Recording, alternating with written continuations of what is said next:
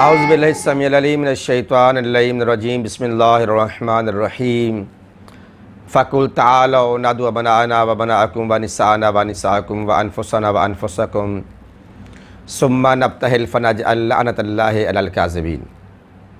عزیزان محترم، پروردگار عالم کی طرف سے ارشاد ہو رہا ہے کہ اے میرے حبیب محمد، کہہ دو ان نجران کے عیسائیوں سے، ان جھوٹوں سے، نصارہ سے کہ تم اپنے بیٹے لاؤ، ہم اپنے بیٹے لاتے ہیں، تم اپنی نساء لاؤ، ہم اپنی نساء لاتے ہیں، تم اپنے نفس لاؤ، ہم اپنے نفس لاتے ہیں، اور کرنا کیا ہے؟ مل کر کرنا ہے جھوٹوں پہ لعنت۔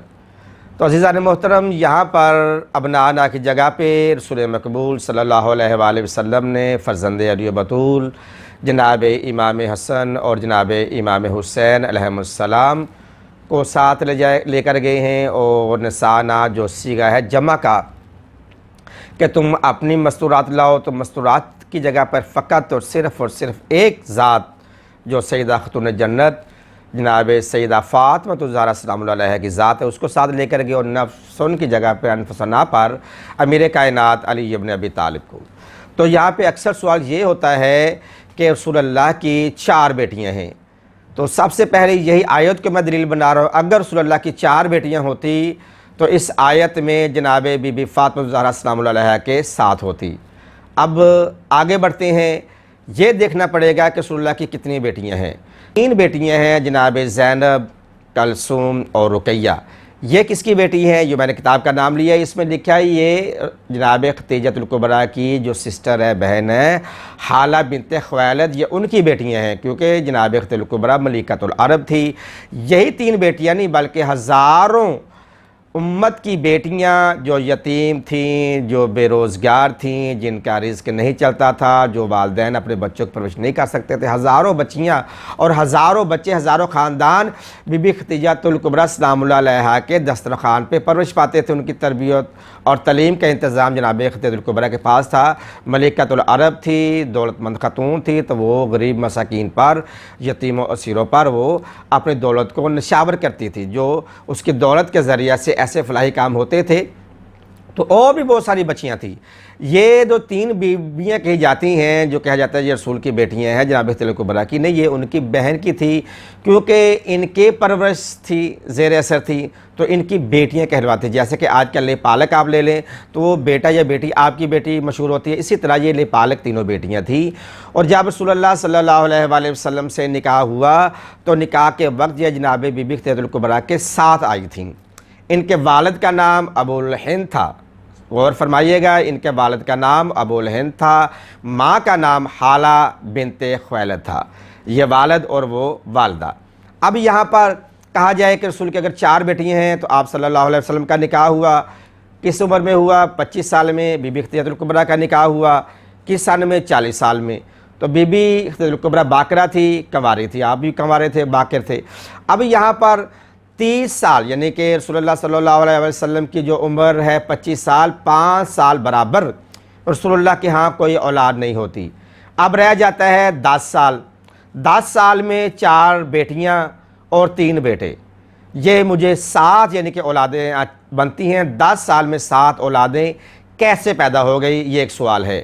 اب یہاں پہ میں یہ کہہ رہا ہوں کہ اگر بیویاں بیٹیاں پیدا ہوئی ہیں تو یقیناً ان 10 سالوں میں وہ کوئی 2 سال کی، کوئی 3 سال کی، کوئی 4 سال کی ہونے، اگر وہ پیدا ہوئی ہیں، یعنی کہ اگر 30 سال کے بعد 31 سال میں بچی پیدا ہوئی، 2 سال کے بعد پھر اگلی ہوئی، پھر 2 سال کے کرتے جائیں، تو آپ صلی اللہ علیہ وآلہ وسلم کے اعلان نبوت سے پہلے یہ تینوں بیٹیاں ابو لہب کے بیٹے کے ساتھ، عتبہ عتیبہ کے ساتھ ان کا نکاح ہوا تھا، اور وہ مشرک تھے، کافر تھے۔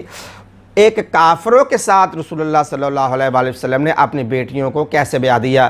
یہ بھی سوال پیدا ہوتا ہے، جبکہ ہم شیعان محمد و آل محمد کا، ہمارے بھائیوں کا یہ ایمان و اقیان ہے۔ کتاب کا نام میں لیتا چلوں، کتاب کا نام ہے شرح فقہ اکبر، رائٹر مصنف مولا علی قاری، تمام تاریخ اسلامیہ، علامہ عبدالحق محدث دہلوی کی بھی لکھی، علامہ شارف الدین محدث دہلوی کی لکھی، بہت ساری کتابیں ہیں کہ جن میں یہ حدیث آپ کو ملتی ہے۔ رسول اللہ صلی اللہ علیہ وآلہ وسلم سے کس نے پوچھا کہ یا رسول اللہ آپ کب سے نبی ہیں؟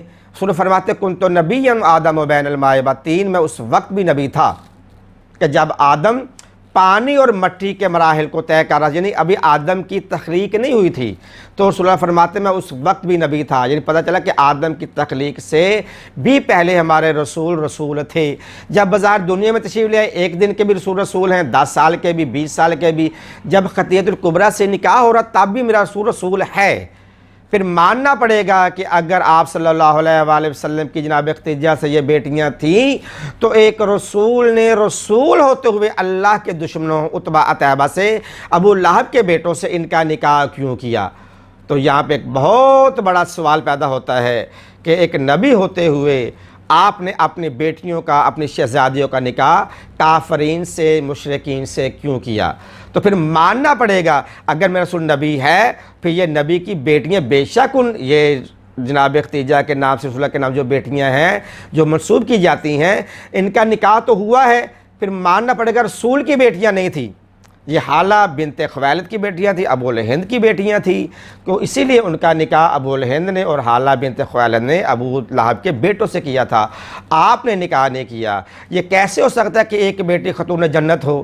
یہ اللہ کے عدل کے خلاف ہے کہ ایک بیٹی کا اتنا مقام ہو کہ قرآن میں بار بار آیات آ رہی ہیں، لخت جگر ہے، آپ کے سفر پہ جاتے ہیں سب سے آخر میں ملتے ہیں، جب واپس آتے سب سے پہلے ملتے ہیں، ایک بیٹی آتی ہے اس کے احترام میں کھڑے ہو جاتے ہیں، ان کے بیٹے جنت کے سردار ہیں، ان کا خامند شوہر جنت کا سرداروں کا سردار ہے، اس کے شوہر کے لیے اتنی حدیثیں آئی ہیں کہ یہاں پر جتنے بھی ہمارے علماء اہل تصنف وہ لکھتے ہیں، اکابرین لکھتے ہیں کہ جتنی فضیلت شان عظمت مولا علی کی شان میں قرآن اور حدیث میں آئی ہیں کسی دوسرے کے لیے نہیں آئی۔